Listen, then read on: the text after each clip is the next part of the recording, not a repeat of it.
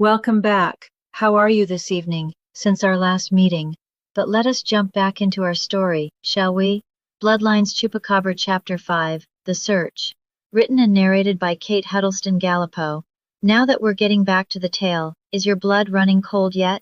A later report filed by Larry with the Rangers and Missing Persons claimed that not one trace of anything that showed Laura Gray had ever found listed as missing. It unnerved everyone to just leave, but there wasn't much to be done until a search team took over combing the desert in search of the missing camper. He just hoped it wasn't too late. Larry had been in a panic, bothered by the fact that his long-standing reputation was now on the like with having his first camper in years having gone missing. Just keep this in mind the next time you go camping. He tried to tell the remaining members of the group, the beast is still out there, preying upon those who enter its domain in the desert, and reminding us that we are not alone in this world. Sandra was shaken, but still didn't want to mention the things she thought that she'd seen that night. You really are telling the truth about the Chupacabra, aren't you? That wasn't just a story. She sat down as she felt sick, about to throw up. Sandra went a shade paler than before, as she felt as if she'd pass out. I don't feel well, I need to sit down. Sandra collapsed onto a chair at the station, where Larry had taken them to file the report, in order to form a search party to hopefully locate Laura. Cal looks at his camping friend. Sandra, I'll get you some water, you look pale.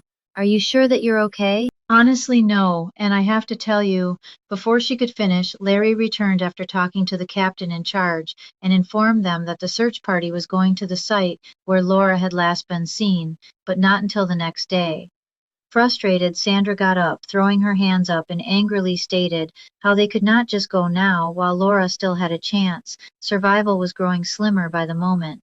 Larry was still panicking. His sweaty brow and red face gave way to anger as he beat his fist against a tree as they stopped for a break, as they made their way back to the small ranger station.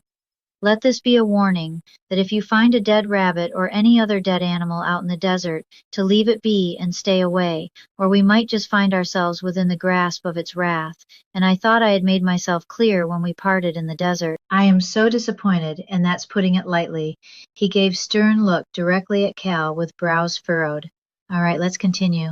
Sandra, red-eyed and trying to hide her feelings about the red eyes that she swears she had seen the night before, softly speaks to the two men.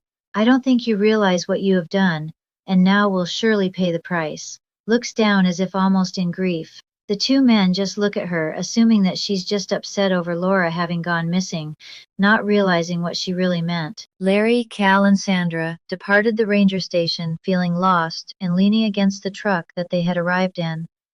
Sandra slumped into the passenger side, elbow up on the doorframe near the window, head in hand, letting out a deep sigh, then staring out of the window, rolling it down, looking towards the mountain range where she had been the previous night. Cal and Larry were in a deep conversation when Sandra asked Larry to pull over, immediately. The truck door flings open violently as Sandra lurches forward onto the parking lot ground, throwing up and crying. Steadying herself, she sits up against the Jeep, with the two men looking in shock at what had just happened. Cal rushes over to her to steady her, trying to help calm her nerves. Sandra, what is going on? Are you okay? Sandra looks up at Cal, who helps her back into the Jeep, handing her a bottle of water. Cal hands her the water. Here, just take slow sips, and tell me what's going on. I mean, you're pale, and you're clearly not taking this well. I get it, but I'm sure the authorities will locate Laura, don't worry.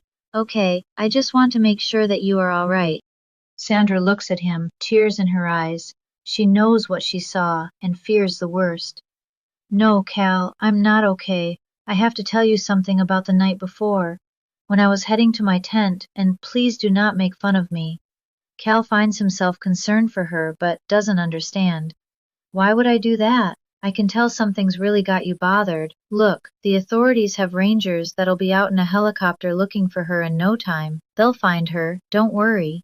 Pale-faced and scared, Sandra tries to utter the words that she finds elusive, as she finally gathers the courage. She tells him.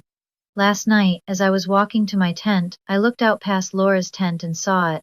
I swear, Cal, I wasn't seeing things. It had red eyes, and I could see the outline of it, but I tried to convince myself that the story Larry told us must have been playing tricks on my mind. Sandra was fighting back tears, looks directly into Cal's eyes as she continued to explain that even though she'd been drinking, that she'd never hallucinated before and swore that she hadn't. Sandra, teary-eyed, says, "You have to swear to me that you won't think I'm a silly fool scared by a story, but I swear it was the beast, the Chupacabra." Cal's face dropped and just stared at Sandra, taking a moment to understand the words that just came out of her mouth, but no disbelief, because Cal had a confession himself. Sat down next to the shaken woman, sighed, then taking her hand, placing it in his with one on top of the other like a friend would to console her. "I believe you, I really do. I am glad that you said something because I saw it too, but only at a distance. After you went to bed, I got up to pee, and swear it was lurking around the fire, but I passed it off as being a little tipsy." Larry approached the two of them and asked directly, "Are you both absolutely certain that you saw it?" Sandra and Cal both then looked at Larry. Sandra replied, "Yes, absolutely. I saw the eyes. They were glowing red like a demon. I swear up and down, I saw it." And Cal did too. A clear concern grew over his face. He sighed, and then with a hushed and rattled tone he spoke. Larry was upset with himself, and felt he had to admit something to the two of them. "Let me take you to a small town just on the other side of the mountain, near a sprawling lake. Where I grew up, there's something you both need to know. When darkness falls, fear sets in quickly, and anyone left out in the dark is at the mercy of the creature that lives within its veiled border." Points towards the mountains. "My family farm, well, what's left of it. I have to show you both something, but first, we need a priest." Sandra exclaimed, "A priest? Why would we need a priest?" End of Bloodlines Chupacabra. Chapter 5, Part 1.